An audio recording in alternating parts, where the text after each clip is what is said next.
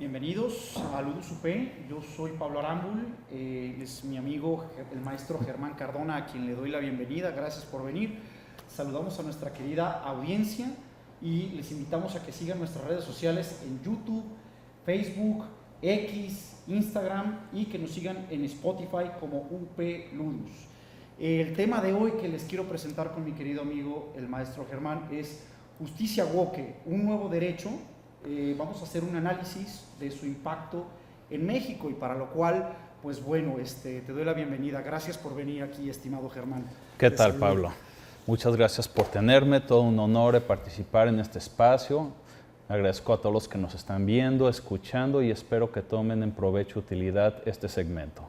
Bueno, y pues para quien todavía no te conozca, él es profesor de tiempo completo en UDG, él es profesor en nuestra casa de estudios UP Campus Guadalajara y también es socio fundador del despacho jurídico Germán Cardona y Asociados. Y pues para hablar de este tema, estimado, platícame primero, ¿qué es la cultura woke o movimiento woke? ¿Es cultura o es movimiento? Muy bien, esa es una pregunta muy importante que haces y tenemos que precisar. En sí, lo que se llama cultura woke no es que sea algo nuevo. Tenemos que entender que los conceptos migran y para esto tenemos que ver que este término nació en el siglo pasado, sobre todo como una palabra que significa sobre todo estar despierto a las injusticias sociales y usualmente se utilizaba para grupos, digamos, en situación de vulnerabilidad, sobre todo para personas que tienen un trasfondo histórico de discriminación como son los afroamericanos. Ok. Entonces, si yo pertenezco a una de estas minorías, ¿puedo sumarme o arropar los principios de este movimiento, correcto? No, y a esto es lo muy importante que haces ese énfasis. Ya. Lo que ocurre es que a partir de lo que vemos del 2009, cuando empezamos a ver que relanzan las plataformas digitales con el iPhone y demás, vemos sobre todo de que las generaciones nuevas empiezan a polarizarse. Y empiezan a polarizarse en un sentido quizás sí adecuado de justicia social, pero luego este término implica o se transmigra a identificarse con una especie de manera de ver polarizante, tribal, en donde lo importante es que yo me victimizo. Y eso es algo interesante, porque entonces lo que se busca desde un ámbito de redes sociales es recalcar este aspecto de injusticia, pero ante cualquier cosa que yo sienta como persona, como que me causa algún perjuicio, o cualquier cosa que me hace sentir ofendido, porque yo lo considero injusto. Es decir, si yo siento que algo es injusto en mis emociones, luego debe ser injusto para el resto del planeta, o debe ser también ofensivo para los demás. Y que además traigo un arraigo de que he sentido o he interpretado este enfoque histórico de que, por ejemplo, las personas que pertenecen a mi condición, que me hace pertenecer a esta minoría discriminada, etcétera, pues ha venido haciéndose una discriminación histórica y que ha causado algún perjuicio en mí, ¿no? Es como que la idea. Exacto. Sale de esta idea, pero eso es muy interesante lo que señalas. Y es que a partir de una idea donde es de una adecuada cuestión, donde si bien vemos esta discriminación histórica, donde sí es importante tomar medidas y políticas públicas para revertirlas, en una época como la que vemos nosotros, porque sí, la discriminación es algo que se tiene que hacer frente y luchar siempre por mejores condiciones de igualdad socioeconómicas, etcétera. Claro. Vemos cómo esto se distorsiona y que va a ser gran parte de este segmento, sobre todo en su impacto que tiene actualmente en el derecho. Y es que de ahí viene, por ejemplo, la vinculación ideológica entre lo woke y lo progre, ¿no? Y lo progresista. ¿Es correcto llamarle que el enfoque woke tiene un enfoque progresista en el sentido de derechos humanos, de conquista de nuevos derechos humanos? Es ahí donde surge la cuestión. Les recomiendo a quienes nos están viendo que puedan ver la obra y leerla de Susan Neiman sobre Left is not woke o la izquierda no es woke. ¿Por qué? Porque en sentido liberal lo que busca desde cualquier aspecto, es una liberal entendida en Europa como la vemos de justicia social, o liberal como lo vemos en Estados Unidos para identificar, digámoslo así, el ser y dejar ser. Esta especie de izquierda lo que busca sobre todo es la redistribución de los recursos y que se tomen en serio sobre todo derechos económicos, sociales, culturales, ambientales, que eso es importante. La cultura woke, sobre todo lo que vemos más que nada es una actitud mental, una ideología del mundo que debe ser atendiendo al tribalismo y a polarización, donde no debe existir diálogo o no hay esa especie de diálogo que sí escucha con la izquierda y que se cierra en un propio mundo que acaba generando más violencia, que vemos con surgimientos de varios populismos. Entonces no hay una identificación y es algo muy importante esta filósofa que les recomiendo que lean de este libro para que se hagan una idea clara de lo que está ocurriendo. Sí, precisamente ese libro hace un abordaje de si este tipo de perspectiva es tribal o es universal, es decir, que surge en pequeños círculos o en pequeñas tribus, o si depende de, o si es exportable a toda la humanidad, aunque toda la humanidad no haya votado o no sienta como legítimos esos derechos, ¿correcto? Exacto. Tenemos que entender algo psicológicamente hablando del ser humano. Hay una obra que consideraría que todos pudieran leer que se llama La generación ansiosa, de Jonathan Haidt. Jonathan Haidt es un psicólogo muy importante en Estados Unidos y algo que muestra es cómo funciona nuestro cerebro. Nuestro cerebro obviamente tiene esta parte aquí que piensa, la neocorteza, pero también tiene un sistema, digamos, emocional límbico con la amígdala y demás que busca hacer las emociones.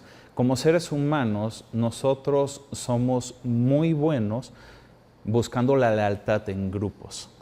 Y obviamente siguiendo a quien es líder y quien es una cuestión. El problema con redes sociales y demás es que explotan esta parte, digamos, emocional con los algoritmos y lo que buscan es generar este tribalismo a través de esta competencia entre grupos pero de manera no saludable. Y eso es lo que genera este tipo de movimientos. Repito, para otra vez un poco enfatizar, lo que ocurre con este movimiento ideológico es que intentan ver el mundo del sentir, pasarlo como una verdad absoluta, que se necesita que imponer a los demás. Y si tú no crees y piensas como los demás, entonces quien estás mal moralmente eres tú. Y eso se explota fácilmente en una juventud que está adaptada al Internet, pero que no está muy enfocada al pensamiento crítico. A cuestionar, ¿verdad? Exacto. ¿Sabes qué? A ver si es cierto que esto que me presentas como realidad, en verdad es exacto. comprobable, ¿no? Digamos, tiene sustento. exacto. Es un ajuste, digámoslo así, de donde todo se tiene que ajustar a mi mente. El mundo se ajusta a mi mente, a mis perspectivas. Yo no me tengo que ajustar a la realidad. Ese es el mayor problema. Y es que, fíjate, tú que has estado mucho en contacto con las aulas, con la academia, que has sido profesor en ITESO, que has sido profesor en UP, en UDG, de esto que has investigado, porque es un tema de tus líneas de investigación, ¿qué has visto a partir de este sentir que da surgimiento o que da pie a este tipo de derechos? ¿Cuáles son los principales derechos que consideras o que has investigado que han salido de este movimiento, de esta cultura woke? Más que derechos, es una tergiversación de los derechos. Okay. Vamos, no hay nada de malo de buscar, repito, el apego al grupo en esta especie de lealtad parroquial. Pero la cuestión de los derechos o cómo se tergiversan consiste en una especie de equívoco de cómo concebir la dignidad. La dignidad la vemos como valorar al ser humano por lo que es y con eso darle su respeto para que se desarrolle su proyecto de vida. Y eso ya lo vinculamos mucho con el derecho humano a la identidad. El problema es que con esta igual consideración que debemos de tener todos para que se desarrollen y elijan su vida, digámoslo así, lo que decía Gregorio Pérez Barba como la libertad moral de emanciparme moralmente, se ve como esto de que, bueno, si yo tengo el derecho a la identidad, entonces si yo mañana me quiero identificar con ser una tostadora o ser, digamos, un florero, luego entonces es mi responsabilidad ética generar eso. Si yo me equivoco, va, muy bien. Eso sí es en particular, pero la otra cuestión es yo no puedo esperar que los demás me identifiquen como si fuera una tostadora, un florero, me traten como tal. Eso ya es muy distinto. Sí, porque a lo que quiero entender es que, de lo que me estás explicando, es que parte de una distorsión de la realidad y esa distorsión de la realidad se quiere encapsular o se quiere vender como si fuera un fundamento para un derecho, ¿correcto? Exacto, y modos de vida, exacto. Ya, y de esta interpretación de los derechos, porque me queda claro que es como una interpretación de que tenemos un derecho, es una idea de que tenemos un derecho. ¿De dónde ha surgido? ¿De la legislación, de la jurisprudencia? ¿Cuáles han sido las principales fuentes de este tipo de llamados derechos? Muy bien, obviamente como cualquier derecho, estos nacen de la voluntad política, son decisiones de voluntad política. Actualmente en México vemos o estamos viendo ya algún grupo de sentencias. Uno de los casos más recientes ocurrió en lo que es Baja California, en donde una persona de sexo masculino se identifica como mujer y desea participar en un equipo de voleibol. Se le niega la entrada por obvias razones y busca un amparo. En este caso, un tribunal colegiado lo que estima es que sí se le debe de otorgar el acceso a este deporte por cuestiones de género, por considerar que la circular que le prohibía entrar era discriminatoria. Y por considerar de que por ser un deporte que no requiere un contacto directo, como digamos el boxeo, entonces no hay ningún inconveniente y se le tiene que respetar su derecho. Pero aquí en este tipo de línea argumentativa, lo que vemos es que la sentencia no toma en consideración las máximas de experiencia o criterios en los que se basa, porque nunca utiliza ningún amicus curiae, no utiliza ninguna especie de peritaje técnico, como digámoslo así en medicina del deporte, como para ver si es viable. Porque la verdad, y esto también lo ha establecido Steven Pinker en el New York Times, es que las diferencias biológicas entre mujer y hombre sí nos tienen que decir mucho. Y no es una cuestión nada más de contacto directo en el deporte o que no lo sea, sino el hecho es que por las condiciones del deporte hay cuestiones de fuerza en sí de que se afectan. Una persona, un hombre masculino en igualdad de consideraciones con una mujer de que juegue en voleibol, no, obviamente sí, un balonazo sí. Es muy distinto. No es de que sea el contacto directo, es que es una cuestión de fuerza. Y es ahí donde vemos, donde incluyen este tipo de falacias. O lo vemos muy bien en las noticias en política, por ejemplo, cuando quitaron la estatua de Cristóbal Colón en Ciudad de México, estos sí. Intentos. ¿Por qué? Porque esta es una falacia que se llama en inglés de presentism. El presentismo lo que implica es intentar juzgar el pasado con criterios actuales, que es algo sí. Muy de esta cultura.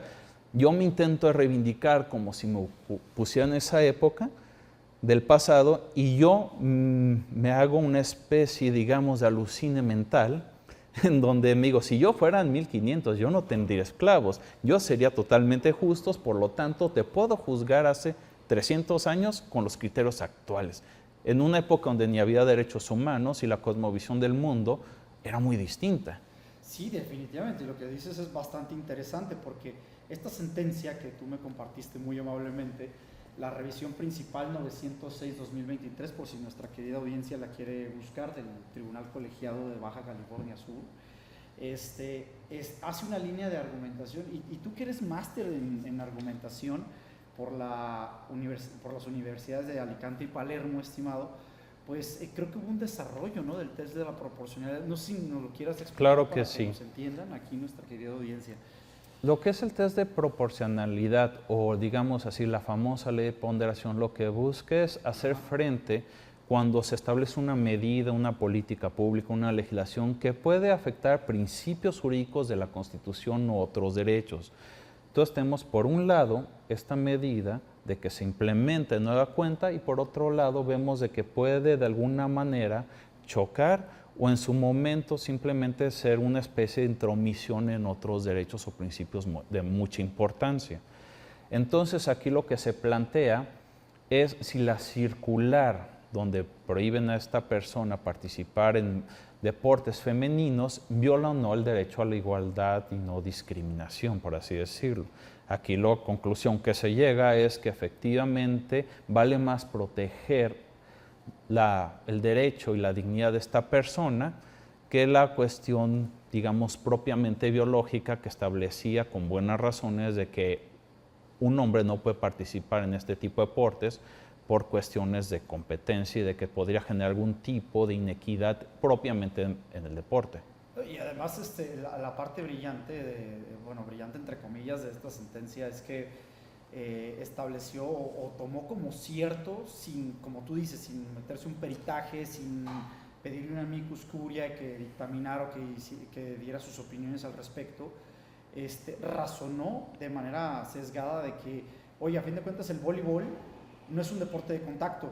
Bueno, ya quiero ver si yo, por ejemplo, que no juego voleibol, pues puedo recibir un balonazo de un voleibolista profesional, y pues que estas normas que tratan de categorizar los deportes, pues no solamente es para dar derecho de competencia a quien quiere inscribirse, sino también para proteger la integridad y salud de otras jugadoras. Entonces ya me imagino una dama, una líbero que mida, ¿qué te gusta? 1.50, 1.60, recibir un balonazo de una persona que pesa de 90, 80 kilos, con mayor altura, con mayor fuerza, con una estructura ósea más sólida, con mayor musculatura, que ha vivido el resto de su vida, antes de su reasignación, como hombre, antes de también hormonarse, antes de también bajar esa estadística, porque esa fuerza creo que, o sea, ya no la puedes bajar. Entonces, no sé tú cómo veas o qué piensas si esta sentencia se paró enfrente del tren y le dijo, tú no existes, ¿no? Exacto, concuerdo. Es una muy buena observación que haces. Sí, porque a fin de cuentas quiero entender de lo que nos has explicado brillantemente, estimado Germán, que la ideología woke o la institucionalización, quiero entender de esta ideología, parte de un sesgo de la realidad, ¿no? De decir, ¿sabes qué? Esto es así porque yo lo puedo imaginar, porque en mi mente se consigue, porque yo lo siento que esto puede ser posible. Y si enfrente de mí pues está una persona que me puede dar un balonazo, no, a fin de cuentas no pasa nada. ¿Es correcto? Sí, es correcto. Bueno. Tuvo una buena intención, un buen momento donde nació y lo importante es eso, no es negar el hecho de que sí tenemos que abrir nuestros ojos a las injusticias sociales, pero también ver que cuando hay excesos, cuando vemos de que se incurren en falacias, de que niegan la realidad en sí, sí tenemos que buscar de que se equilibren las cosas y se llegue a un término medio. Sí, porque mira, pensando a futuro, bueno, ya en el presente porque esta realidad ya nos alcanzó, yo pienso, por ejemplo, si yo fuera una dama y quisiera inscribirme a una competencia en donde pues la mitad del equipo son varones reasignados como mujeres, pues bueno, ¿qué sentido tendría, no? Y qué sentido tendría que yo me esforzara si sé que biológicamente, por más que yo me esfuerce, voy a estar condicionado a un cierto límite y no voy a llegar a la altura, a la complexión, a la fortaleza, en deportes sean de contacto o no, en donde la estructura ósea y la musculatura sean aspectos diferenciales para tener mejores resultados, ¿no? Y pensando también en cuotas políticas, en cuotas de género políticas, oye, si para este órgano tiene que haber una composición de 50-50, oye, pues voy a competir contra varones reasignados en donde, digo, no se tiene nada contra ellos y pues, digo, cada quien es libre de hacer con su cuerpo lo que quiere, la orientación sexual que quiera, pero para estas cuestiones, ¿crees que también haya un sentimiento? Y es aquí como que lo contradictorio, ¿no? Un sentimiento, si estos derechos parten o surgen de la institucionalización de un sentimiento, ¿no crees que haga sentir a estas mujeres como apartadas del sistema? Es algo que no puedo asumir, pero entendería el que se sintieran así. Y también, sobre todo, recuerdo un poco este libro que citó al inicio de Susan Neiman. Establece algo de suma importancia, y es el hecho que, por ejemplo, vemos las cuestiones de cuotas en los sistemas para buscar hacer frente sí a los desequilibrios que ha habido, sobre todo en política entre mujeres y hombres. Eso nadie lo niega, es algo importante que se tiene que hacer. Pero, por ejemplo, el congratular que una mujer llegue al poder simplemente por ser mujer, pero sin tomar en consideración también su ideología, pues es algo un poquito nefasto. Porque, por ejemplo, si hay una mujer al poder que es fascista, de que digamos es supremacista blanca, y que también puede ser machista, por así decirlo, entonces también es importante sus argumentos. No porque alguien de un género, un sexo llegue al poder implica progreso en sí. El progreso implica una serie de cosas, sobre todo para hacer frente a injusticias sociales que hemos visto. Al final del día lo importante también es, uno, hacer frente, sí, a las inequidades históricas que hemos tenido, pero con herramientas adecuadas. Ok, y mira, pues ya tenemos esto encima. Los abogados, ¿qué podemos hacer para contrarrestar esto y regresarnos a la realidad? O no regresarnos, porque no sería algo regresivo, sino enfocar el derecho a una realidad que es latente y que no la podemos cambiar. Yo propondría lo siguiente. Primero, como abogados tenemos que entender la mente humana. Okay. Yo sí les buscaría mucho a las universidades que se centren sobre todo en cómo funciona la psicología de la moral, que es algo que este autor que le decía, Jonathan Haidt, tiene varios libros que explican esto. Y es algo que nos falta, entender que el mundo polarizado en el que vivimos es porque no queremos entender que cada psique tiene unos fundamentos morales, ya sean liberales, libertarios, progresistas, etcétera, y que es una combinación psicológica. Lamentablemente nos hemos adaptado a pensar en este mito también del iluminismo, por así decirlo, en donde si yo soy una persona racional, luego tengo que ser a fuerzas de izquierda. Y no funciona así. La mente humana es muy intuicionista. Primero siente por sus sesgos, su genética y demás, sus cuestiones morales, y luego razona. Y lo intenta confirmar ese sesgo, lo cual es más peligroso. Nosotros creemos que con el propio adoctrinamiento y lectura ya vamos a ser personas más morales, pero así no funciona. Para que una persona cambie su visión moral, tienen que ocurrir dos cuestiones. Uno, o tiene que tener mucha presión social, eso ya se ha mostrado en cuestión psicológica, o la otra, tiene que pensar muchísimo en lo que está haciendo mal, o ambos. Pero el problema es que estamos acostumbrados a creer que somos estas especies de tabula rasas, de estas cuestiones en blanco, donde nosotros podemos hacer de nosotros lo que queramos y no funciona tal cual así. El que seamos, digamos, derecha o izquierda es algo que viene inclusive con una fuerte carga genética de la cual a veces ni nos percatamos. Entonces quiero entender que precisamente una de las grandes debilidades de la implementación de esta agenda y su institucionalización bajo la máscara de reconocer derechos, de progresar en la conquista de derechos humanos, viene atrás una cuestión de adoctrinamiento, por una parte en la cuestión de educación, y también lo que es la censura, el instrumento de censura, ¿no? Como presión social. Por ejemplo, estoy seguro que vamos a tener, y que lo pedimos que lo dejen en cajas de comentarios, si no están de acuerdo, si tenemos alguna imprecisión, que van a decir, oye, es que este tipo de conversaciones, por ejemplo, son discriminatorias para quien no se siente así o quien se ha reasignado, etcétera. No, a ver, espérame, es que estamos en un espacio académico libre, donde hay libertad de cátedra, donde hay libertad de pensamiento, y donde ponemos en tela de juicio tanto lo real como lo construido de lo real, ¿no, estimado? Exacto. Y qué bueno que lo mencionas, porque el mayor problema inclusive ni siquiera es que digamos así, lo que se considera como cultura woke, sí, o cuestión de ideología tal cual, no es una cuestión de que esté funcionando mal, está funcionando muy bien precisamente porque quienes conocen cómo funciona la mente humana saben que nuestro paladar, por así decirlo en una expresión que usa Jonathan Haidt, nuestro paladar moral es muy amplio y tiene cuestiones que buscan mucho las cuestiones religiosas, espirituales, la cuestión de lealtad. Entonces, lo que buscan sobre todo el algoritmo de redes sociales, especialmente para los jóvenes, es captar esas emociones más primitivas y que requieren mayor, digamos, inspiración o fuerza, le pegan a eso, y eso es lo que genera este tipo de reacciones que vemos violentamente en manifestaciones, protestas. No es que esté haciendo mal su trabajo, es que no importa que estén mal ellos racionalmente, es que saben muy bien cómo tocar nuestras fibras morales.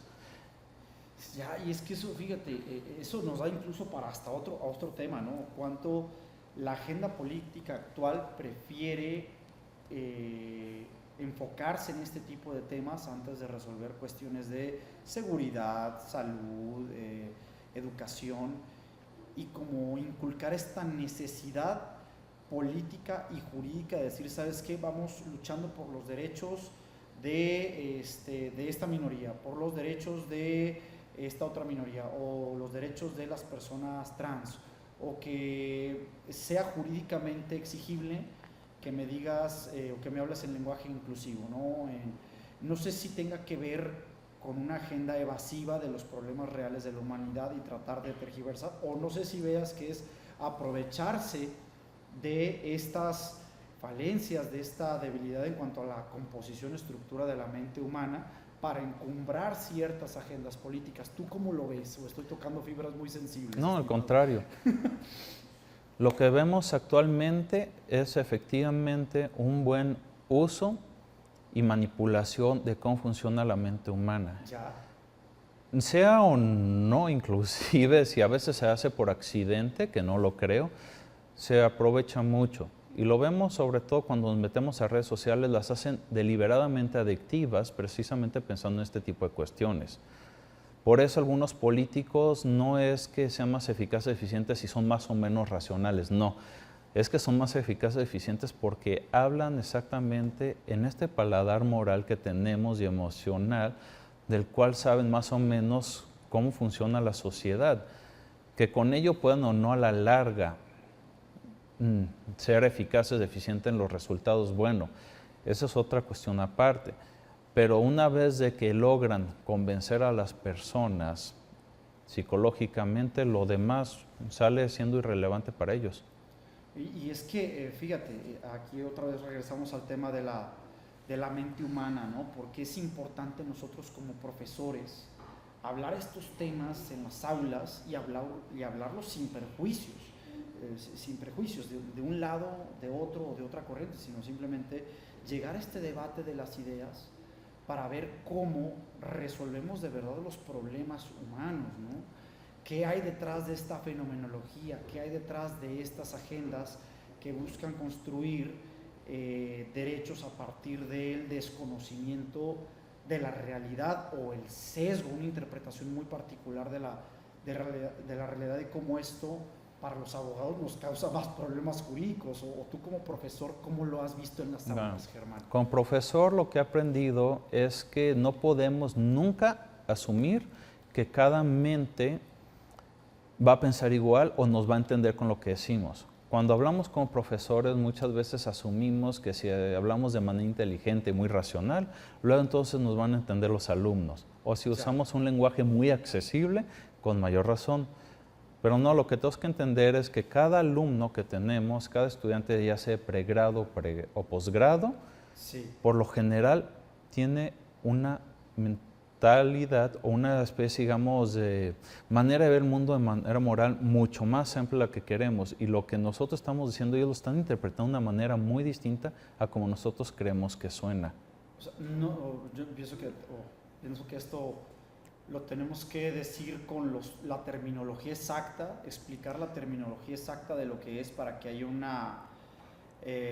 para que embone, para que haga clic la realidad con el lenguaje, ¿sí? Sepamos comunicarnos con una conceptualización no única, pues, sino que a fin de cuentas sea real, con un lenguaje entendible, y que a su vez evitemos el adoctrinamiento, ¿no? Es lo que yo te quiero entender, ¿no? Exacto. Necesitamos como profesores ser muy cuidadosos, sobre todo en lo que son nuestros propios sesgos, pero también buscar que nuestros mensajes sean balanceados en cuanto al hecho que son personas que tienen distintas ideologías, vienen de distintos lugares, y que eso enriquece a la larga. Y que el hecho de que si el estudiante es de izquierda o de derecha, entender de que también su perspectiva es racional y razonable, igual como la mía del profesor, que no busque, digamos, de que ellos se sesguen a como vea la cuestión. Se valen los debates acalorados, pero lo que no se vale ya es la falta del respeto. Lo que sí no podemos hacer es seguir con esta línea de pensamiento propiamente tribal de la ideología woke, en donde yo me quedo en mi tribu y quien no sea de mi tribu es alguien moralmente malo. Sí, porque fíjate, lo curioso es que al vender la cura, también estás generando una enfermedad, ¿no? Es decir, sabes que si yo no pienso igual que cierta minoría o cierta mayoría, me vas a funar, ¿no? Me vas a castigar socialmente y hasta jurídicamente. Eso es un peligro discriminatorio fuerte. ¿Tú qué opinas de esto, Germán? Sí, qué bueno que lo dices. Por ejemplo, lo que tenemos que entender es que como vemos nosotros nuestros valores como mexicanos, por ejemplo, no es como muy bien lo tratan en muchos aspectos en culturas de Medio Oriente y demás. Si yo tengo un alumno de ahí, tengo que entender que su visión de valores es distinta, pero por eso no lo voy a cancelar. Claro. Lejos de ellos voy a intentar de buscar entender.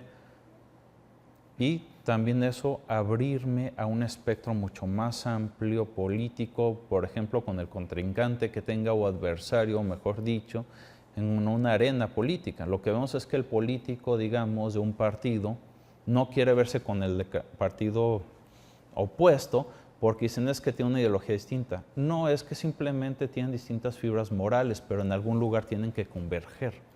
Y es que esa palabra es clave, Germán, porque converger, dialogar es la base para de verdad progresar, de generar un diálogo en la construcción de los derechos humanos, porque sí está bien, pues, tú tendrás institucionalizados unos derechos, pero yo también tengo la libertad de expresión, yo tengo mi libertad de cátedra, yo tengo mi libertad de pensamiento y de no acogerme a una postura adoctrinada, ¿no? Entonces, pues bueno, aquí están las claves de esta discusión que muy amablemente nos ha traído Germán. Yo te quiero dar gracias, mi estimado. ¿Algo más con lo que quieras cerrar este tema? Me invito a todos que vean esta cápsula, le den like, nos den sus comentarios, a favor o a contra, estamos aquí dispuestos a escuchar y pues espero volver a contar con otra participación de este tipo. Bienvenido, esta es tu casa. Gracias, Pablo. Germán, muchas gracias a Germán Cardona Müller, el maestro Germán Cardona, por conversar con nosotros. Gracias a Universidad Panamericana, Campus Guadalajara, gracias a Multimedia GDL, gracias a todos los alumnos que están haciendo aquí su servicio social, que hacen posible que esto se dé. Gracias a Fer Esquer, gracias a Yasmín Arias, muchas gracias a Neiva Barajas. Esto es Ludus UP, síganos en nuestras redes sociales, tus redes sociales, estimado, o página de internet donde te sigan. Me pueden seguir en LinkedIn, que es la principal profesional, Okay. Y ya luego Pablo les pasará las otras. Muy bien, excelente, pues esto fue Ludus UP, muchas gracias.